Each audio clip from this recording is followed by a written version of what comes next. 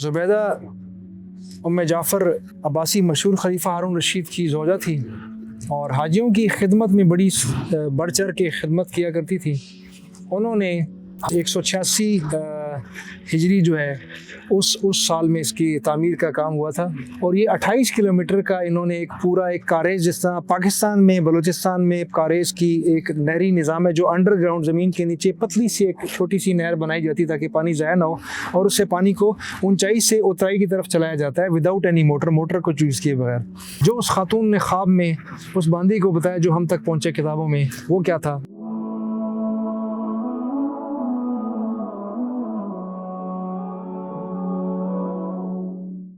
اس وقت ہم کھڑے ہیں اس طائف روڈ کے اوپر، مکہ کی حدود سے باہر، مینا سے تقریباً 28، 29، 30 کلومیٹر کے فاصلے کے اوپر ہم کھڑے ہیں، اور ٹاپک ہمارا سیرت ہے، لیکن درمیان میں یہ چیزیں بھی آ رہی ہیں چونکہ ہم ایک چیز تک پہنچ چکے ہیں تو آپ کی انفارمیشن میں بھی آ جائے، زیادتی ہوگی آپ کو اس چیز کا تذکرہ نہ کیا جائے۔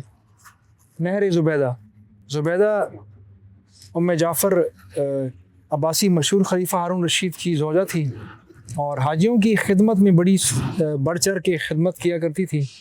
انہوں نے حاجیوں کے بار بار آنے والی ایک ریکویسٹ کے اوپر، درخواست کے اوپر کہ حرم کے آس پاس خصوصاً عرفات، مزدلفہ اور منی کے میدان میں حاجیوں کو پانی کا بڑا قلت کا مسئلہ ہوتا ہے، ان کے وضو، نہانے کے لیے، پینے کے لیے پانی کا مسئلہ ہوتا ہے، اس کو حل کرنے کے لیے زبیدہ ان کا نک نیم تھا، نام ام جعفر آپ کو میں نے بتایا۔ زبیدہ کا مطلب سرخ گالوں والی، سرخ اور سفید رنگت والی خاتون کو زبیدہ کہا جاتا ہے۔ زبیدہ نے ہارون رشید کو، اپنے شوہر کو، عباسی خلیفہ کو، یہ تقریباً 186 ہجری جو ہے اس سال میں اس کی تعمیر کا کام ہوا تھا، اور یہ 28 کلومیٹر کا انہوں نے ایک کاریز، جس طرح پاکستان میں بلوچستان میں کاریز کی ایک نہری نظام ہے جو انڈر گراؤنڈ زمین کے نیچے پتلی سی ایک چھوٹی سی نہر بنائی جاتی تاکہ پانی ضائع نہ ہو، اور اس سے پانی کو اونچائی سے اترائی کی طرف چلایا جاتا ہے وداؤٹ اینی موٹر کو چوز کیے بغیر۔ وہی کام زبیدہ نے کروایا، اور یہاں سے انہوں نے کھدائی کروائی، اور اس کھدائی میں انہوں نے پتھروں سے پائپ لائن بنائی، اور 28 کلومیٹر کی پائپ لائن یہاں سے، یہ وادی نعمان میں ہم کھڑے ہیں جس کا تذکرہ میں تفصیلی الگ کروں گا، جس کا آدم علیہ السلام سے اور ہم سب سے جن کا تعلق ہے، وہاں سے ہم اس کا سٹارٹ کریں گے، لیکن فی الحال میں آپ کو نہر زبیدہ کے بارے میں بتا رہا ہوں۔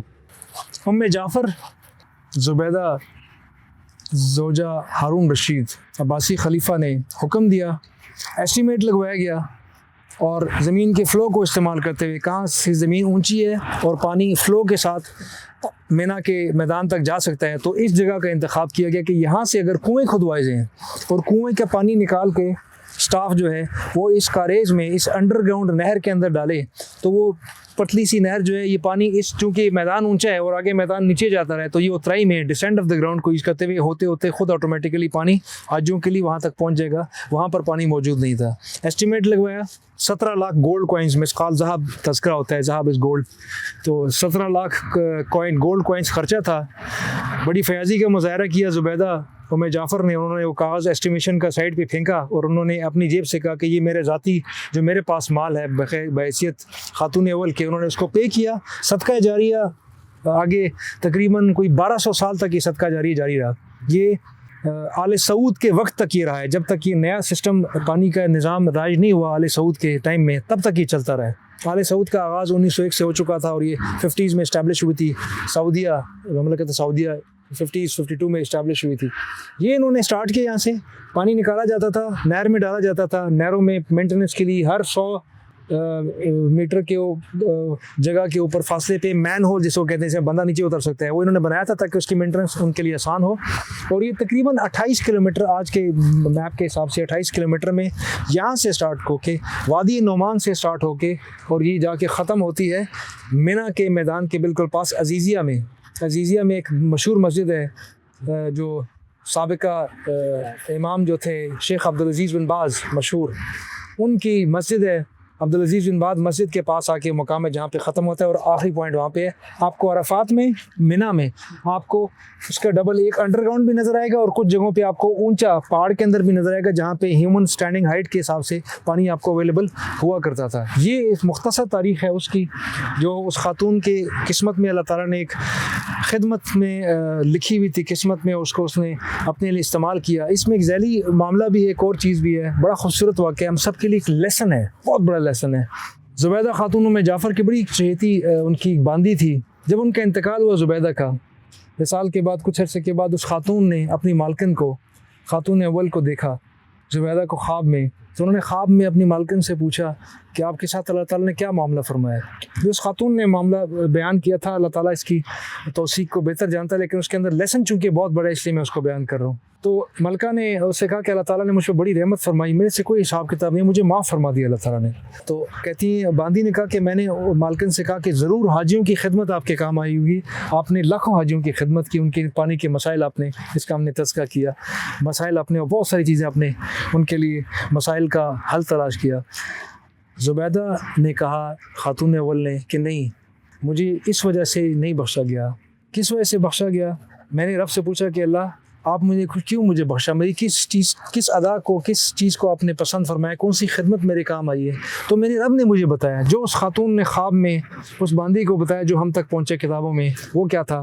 وہ باندی کہتی کہ مجھے زبیدہ نے کہا کہ میرے رب نے مجھے کہا کہ تمہیں یاد ہے حاجیوں کی خدمت کا کہیں تذکرہ نہیں ہوا، کوئی چیز درمیان میں تذکرہ نہیں ہوا. فرماتے ہیں کہ مجھے میرے رب نے کہا معاف فرماتے ہوئے کہ تمہیں یاد ہے ایک دفعہ تم محل میں اپنی باندیوں کے ساتھ بیٹھی ہوئی تھی اور محل کی مسجد سے اذان کی آواز آئی ہے، اور جیسی اذان کی آواز آئی تو تم فوراً کھڑی ہوگی اور تمہارے ہاتھ سے تسبیح گر گئی. تمہارے ہاتھ میں تسبیح تھی. تو تم سے ایک نے پوچھا کہ کیا ہوا ملکہ عالیہ؟ تو آپ نے اس سے کہا کہ اللہ تعالیٰ کا نام جیسے میں نے اللہ اکبر سنا تو خدا کے خوف سے میرے ہاتھ سے تسبیح گر گئی اور میں یکدم کھڑی ہو گئی. تو اس خاتون کے قول کے مطابق، اس بیان کردہ خواب کے مطابق، اللہ تعالیٰ نے اس خاتون کو اس چیز کے اوپر بخشا. اللہ تعالیٰ رحیم و کریم ہے، کس کو کس چیز کے اوپر بخشتا ہے. ایک تو ہمیں اپنی نیکیوں کے اوپر کبھی زوم کے اندر نہیں پڑنا چاہیے، لیسن نمبر 1. نمبر 2، ہمیں کبھی کسی بھی نیکی کو چھوٹا نہیں سمجھنا چاہیے، نمبر 2. اور جن چیزوں میں زیادہ خلوص ہوتا ہے اس کی ویلیو بہت زیادہ ہوتی ہے. جو دل کی سوچ ہوتی ہے، نیت ہوتی ہے، دعا ہوتی ہے، اس کے اندر خلوص ہوتا ہے. اس خاتون کا یکدم کھڑا ہونا چند سیکنڈ کا عمل تھا، لیکن اس کے پیچھے اس خاتون کا خوف خدا انوالو تھا. رب کا اللہ اکبر کہہ دینا، ایک مؤذن کا جس میں اللہ کا نام تھا، اور اللہ اکبر، اللہ سب سے بڑا ہے. اللہ کی بڑائی ایسی اس خاتون کے حواس پہ چھائی کہ وہ فوراً کھڑی ہوگی. I should stand in the protocol. اور وہ پروٹوکول رب کو پسند آیا. وہ ایک لمحے کی خاتون کی رب کو عزت دینا اور رب کے نام پہ لرزنا اور اس کو محسوس کرنا، جیسا اس خاتون نے بحیثیت ایک ناقص انسان کے محسوس کیا، اللہ تعالیٰ نے اس کو انڈورس کیا، ایکسیپٹ کیا. اگر یہ خواب درست ہے تو رب نے اس کو معاف فرما دیا. اللہ تعالیٰ ہمیں سب کو سیرت سے ایسے اسباق سیکھنے کی، ان پہ عمل کرنے کی، اور اپنی زندگی دنیا آخرت دونوں آسان کرنے کی توفیق عطا فرمائے. السلام علیکم ورحمۃ اللہ وبرکاتہ.